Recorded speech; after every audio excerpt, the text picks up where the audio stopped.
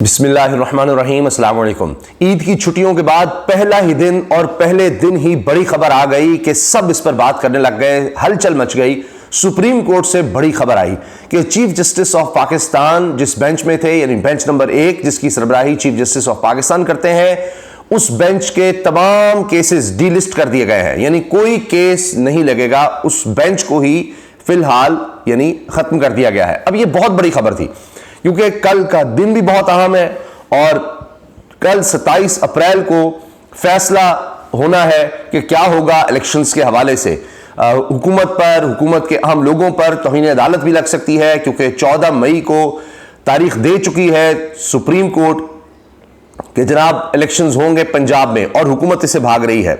अब ऐसे वक्त में यह खबर आना कि चीफ जस्टिस ऑफ पाकिस्तान ही का बेंच नंबर 1 उसके तमाम केसेस डिलिस्ट कर दिए गए हैं, तमाम मुकदमा डिलिस्ट कर दिए हैं, कोई मुकदमा वहां नहीं सुना जाएगा, तो ये बहुत बड़ी खबर बनी है। इसके साथ साथ जो वहां बताया गया है पब्लिक रिलेशन अफसर की तरफ से वो ये है कि चीफ जस्टिस ऑफ पाकिस्तान की तबीयत नासाज है, मगर इसके साथ साथ बेंच नंबर 2 जो है उसको भी खत्म किया गया है। अब ये भी एक बहुत बड़ी खबर है क्योंकि इसके बेंच नंबर 2 के जो जितने भी केसेस थे वो डिलिस्ट होने की वजह नहीं बताई गई, यानी वो बेंच भी अब नहीं है तो उसकी कोई वजह नहीं बताई गई, उसमें तो चीफ जस्टिस नहीं है। मैं आपके सामने पूरी खबर रख रहा हूं और उसके बाद फिर क्या बातें हो रही हैं, क्योंकि एक तरफ हुकूमत का भी इजलास जारी है कि किस तरह से सुप्रीम कोर्ट पर हमने दबाव डालना है, वो जो ऑडियोज आई हैं उसके साथ क्या करना है, किस तरह और मजीद खेलना है।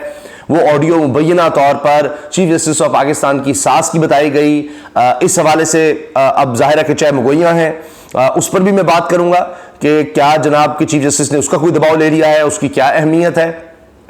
फिर 27 तारीख यानी कल का दिन बहुत अहम है, तो क्या आज ये बात चीफ जस्टिस का ना आना, ये लोग जो चाहे मुगोइया कह रहे हैं कि जी इसका मतलब है कि जी कोई दबाव काम कर गया है, क्या ऐसी बात है, तो इस सब पर हम बात करेंगे।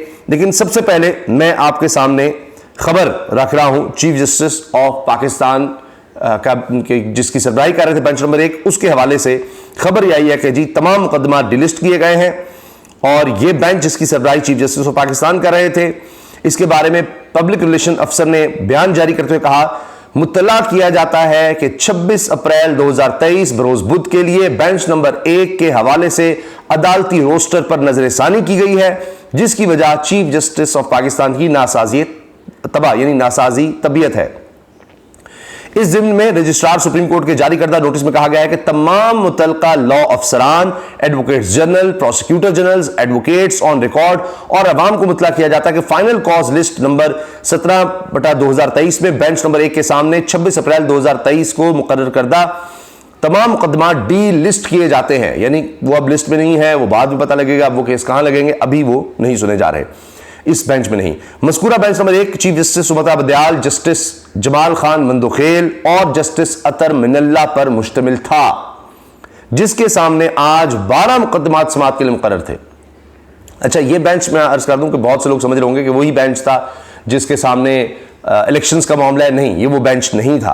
बेंच नंबर 1 ये बाद में दूसरे बेंच बने थे और उसकी सरबराही चीफ जस्टिस ऑफ पाकिस्तान कर रहे थे। वो बेंच अलग से केस सुन रहा है, वो उसी तरह है। अच्छा, क्योंकि वो एक अलग केस है। इसके अलावा ये तो बेंच जो है इसका मैंने आपको बता दिया कि बेंच नंबर 1 में जस्टिस उमर अता बंदयाल साहब चीफ जस्टिस ऑफ पाकिस्तान, इनके अलावा जस्टिस जमाल खान मंदोखेल, जस्टिस अतर मिनल्ला पर यह बेंच मुश्तमिल था। इसमें 12 मुकदमा थे। इसके अलावा जस्टिस सरदार तारिक मसूद और जस्टिस शाहिद वहीद पर मुश्तमिल सुप्रीम कोर्ट के बेंच नंबर 2 के मुकदमात की फहरिस्त भी मनसूख कर दी गई है। अलबत्ता इस ज़मीन में सुप्रीम कोर्ट रजिस्ट्रार के जारी करदा नोटिफिकेशन में बेंच नंबर 2 के मुकदमात डी लिस्ट करने की वजह का जिक्र नहीं किया गया कि ये बेंच नंबर 2 जो है इसके केसेस जो है वो क्यों डिलिस्ट किए गए, इसकी वजह नहीं बताई गई। बेंच नंबर 2 के तमाम मुकदमात की समाअत के लिए जस्टिस एजाजुल एहसन और जस्टिस अमीनुद्दीन खान पर मुश्तमिल नया बेंच तश्कील दे दिया गया है। यानी वहां से जो केसेस हैं वो अब इस बेंच में आ जाएंगे जिसमें जस्टिस एजाजुल एहसन, जस्टिस अमीनुद्दीन है।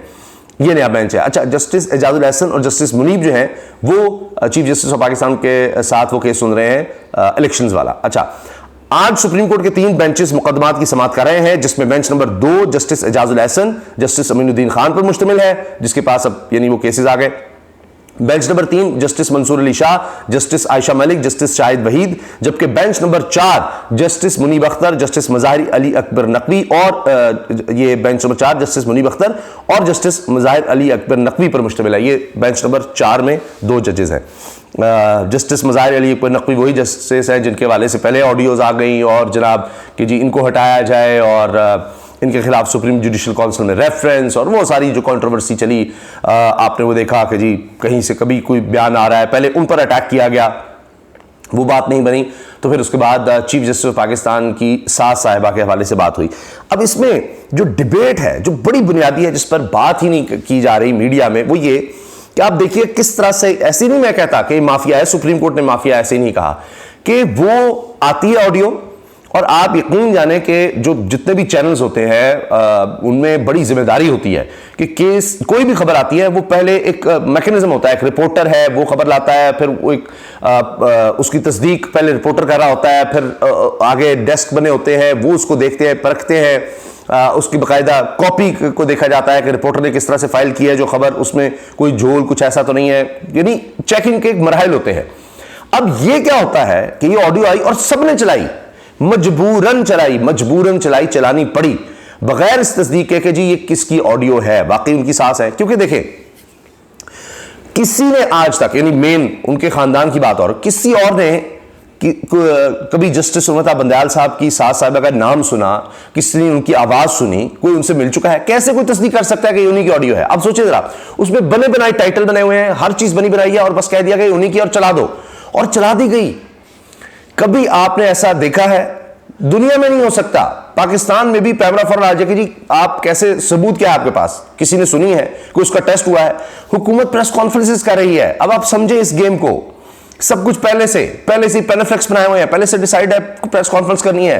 काबीना तक में आप सोचिए, इत्तेहादियों में इस ऑडियो को डिस्कस किया जा रहा है बगैर किसी सबूत के कि जी ये उन्हीं की है। तो इसका क्या मतलब है कि कहीं से जिन्होंने की है उन्होंने नहीं कहा कि हाँ ये हम कह रहे हैं तो लिहाजा बस ये चलेगी और चलाएं, हम जब बता रहे हैं कि जनाब ये उन्हीं की ऑडियो है, तो फिर किसी ने चेक नहीं किया, किसी ने आज तक उनकी आवाज नहीं सुनी, उनकी सास साहिबा की। वो तो छोड़े, जो दूसरी तरफ सीनियर वकील साहबा की अहलिया बताई जा रही हैं उनकी भी किसी ने ऑडियो सुनी होगी कि जी उन्हीं की आवाज है, ये वही खातून है। लेकिन देखिए चल रहा है, सब दबाव चल रहा है। अब सोचा ये जा रहा है, अब चूंकि जाहिर है कि अचानक चीफ जस्टिस की तबीयत खराब होना और एक दिन पहले ही ये सब होना, फिर उनका जो बेंच है उससे केसेस डिलिस्ट होना, अब चहमगोइयां तो होंगी कि जी ओ दबाव काम कर गया और ये जो हमने किया है माफिया हम हैं और हमने कमाल दिखा दिया, इदारों को मिलाकर हमने ये ऑडियो जिस तरह से की इसकी वजह से है, पहले नहीं मान रहे थे, अब और बड़े खतरात हो गए होंगे कि जनाब ये तो अभी था, सास तक है, फिर आपके और घरेलू खवातीन तक बात आएगी और आपकी जातिया तक बात आएगी। वही माफिया जिस तरह डराता है कि आपके बच्चों तक को पर हम जिंदगी तंग कर देंगे तो हम किसी को नहीं छोड़ेंगे। तो अब वो रिश्तेदारियां तो और बहुत हैं। नून लीग में जनाब दामाद जो है वो नून लीग से ताल्लुक है, जो बेटी की सास है वो नून लीग से है, MNA है, वो असेंबली में है, पार्लियामेंटेरियन है, तो वो भी किस्सा है।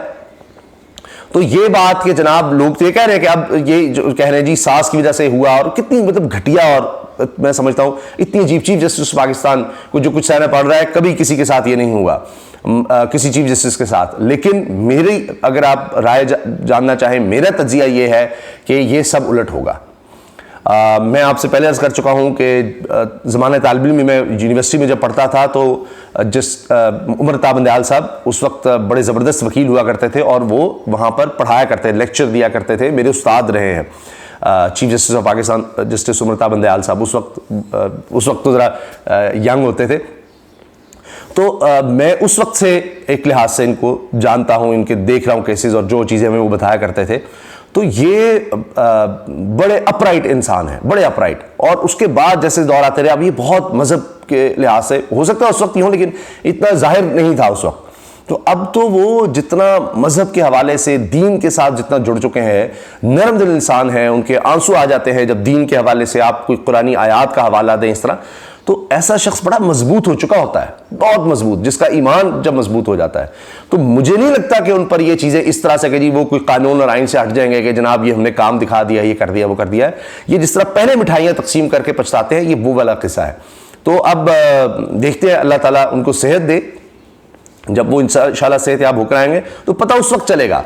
हो सकता है कल ही वो आ जाए 27 तारीख को। जब वो केस आगे बढ़ेगा उस दिन पता लग जाएगा, उस दिन दूध का दूध पानी का पानी हो जाएगा कि ये जो बनाने की कोशिश की जा रही है, देखा हमने ऑडियो लीक कर दी, हमने पैगाम पहुंचा दिया, हमने जनाब रिपोर्ट्स पहुंचा दी, हमने इजलास बुला लिए, हमने ये हम माफिया हैं और हमने दबाव डाल दिया, कोई हमारे आगे ठहर नहीं सकता, चाहे वो चीफ जस्टिस ऑफ पाकिस्तान ही क्यों ना हो, चाहे वो सुप्रीम कोर्ट हो, जो हम चाहेंगे वो होगा, क्योंकि हमने इदारों को साथ मिला लिया हुआ है सारे। अब इसमें हमने होता ना कि हर एक की कमजोरी पकड़ ली, या जिसको जो चाहिए था किसी को उहदे दे के नवाज दिया, किसी को रकम देकर, किसी को किसी तरह से, किसी को धमका कर, तो ये हमने सारा कुछ कंट्रोल किया हुआ है। ये सिर्फ सुप्रीम कोर्ट आड़े आ रही है, उसको भी कंट्रोल कर लेंगे, क्योंकि हर तरफ से जो अपनी मर्जी की रिपोर्ट्स लाएंगे, अपनी मर्जी के काम निकलवाएंगे, लेकिन पता तब चलेगा जब ये इलेक्शंस वाला मैटर आता है। मगर आज के लिए जाहिर है कि बहुत बड़ी खबर बनी है, सब अचानक सामने आ गई, तो देखते हैं क्या होता है। लेकिन मैंने अपनी राय का इजहार कर दिया है, खबर मैंने आपको पूरी बता दी है, और उसके बाद मैंने अपनी राय का इजहार कर दिया है। जो चहमगोइयां हो रही हैं कि जी दबाव काम कर गया, कुछ ये हो गया, वो हो गया, वो भी मैंने आपको बता दिया है। अब देखते हैं कि 27 तारीख को क्या होता है, या जब ये केस शुरू होता है इलेक्शंस वाला मैटर, तो उसमें फिर क्या डायरेक्शन सामने आती है। इजाज़त दीजिए, अल्लाह हाफिज़।